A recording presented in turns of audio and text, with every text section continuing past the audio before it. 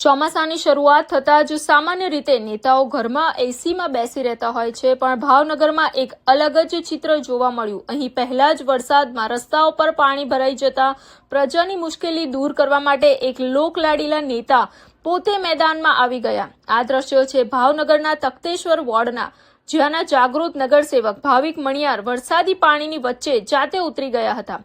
તેમણે વરસાદના ભરાયેલા ગંદા પાણીની જરાય પરવા કર્યા વગર સ્થળ પર ઊભા રહીને લાઈવ કામગીરી શરૂ કરાવી દીધી.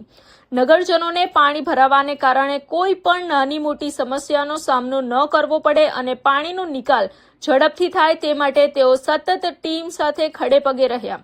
ચૂંટણી પત્યા પછી પણ પ્રજાની વચ્ચે રહીને આવી કામગીરી કરનારા નેતાઓ વિશે તમારું શું કહેવું છે? લુક પરફેક્ટ, વાઇબ એકદમ પ્રીમિયમ. લેક્મે સલોન, કેશવબાગ, અમદાવાદમાં તમારું મેક ઓવર કરાવો અને મેળવો celebrity glow. Book your appointment now.